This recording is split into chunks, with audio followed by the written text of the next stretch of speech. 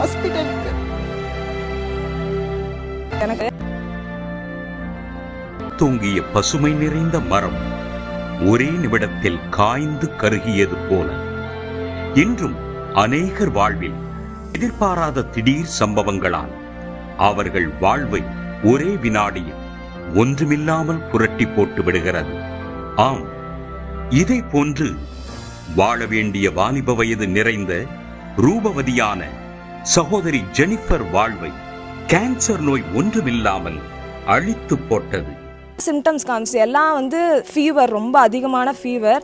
எப்போ பார்த்தாலும் 106 degree fever இருக்கும். உடம்பெல்லாம் அப்படியே நடுங்கும், நடக்க முடியாது, உட்கார முடியாது, அந்த மாதிரி ஒரு நிலைமையில இருந்தேன். எனக்கு வீட்டில் யாருமே ஃபஸ்ட்டு கேன்சர்னு சொல்லலை.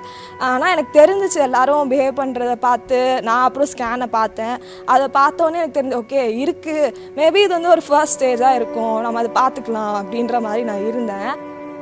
கேன்சர் என்று தெரிந்தவுடன் நிச்சயம் இதை குணப்படுத்த முடியும் என்ற நம்பிக்கையோடு மருத்துவமனைக்கு சென்ற இவர்களுக்கு காத்திருந்தது பேரதிர்ச்சி. ஃபர்ஸ்ட் எடுத்துட்டு போனதே எனக்கு வந்து ஒரு கேன்சர் இன்ஸ்டியூட் கூப்பிட்டு போனாங்க.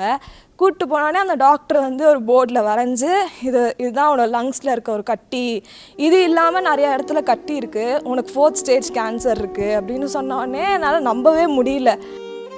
நான் என்ன செய்தேன், எனக்கு ஏன் இவ்வளவு கொடூரம் என்று எண்ணி மிகவும் மனம் நொந்து கலங்கி தவித்தாள் அன்பு மகள் ஜெனிஃபர்.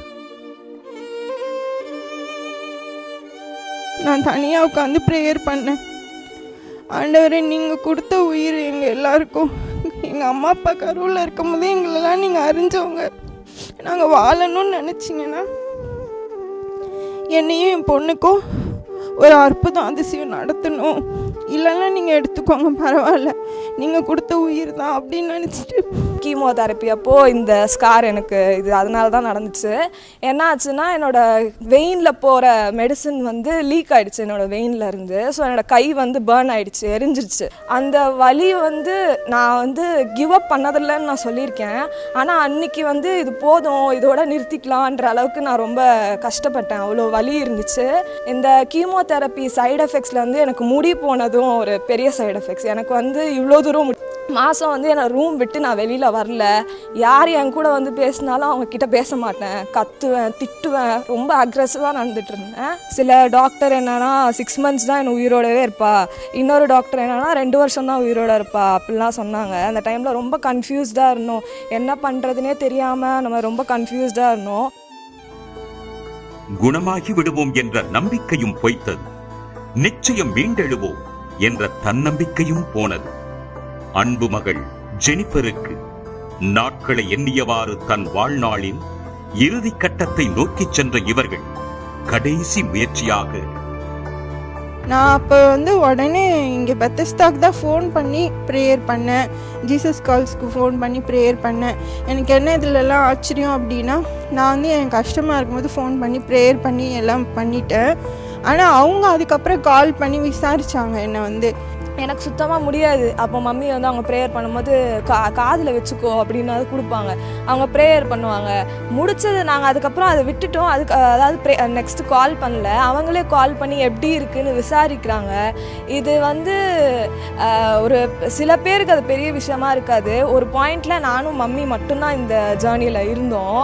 எனக்கு இருந்த ஆன்சைட்டிலாம் சரியாயிடணும்னு சொல்லிட்டு பெத்தஸ்தாக்கு வந்து இதே அந்த விஷன் சென்டரில் நான் அழுது ப்ரேயர் பண்ணேன்.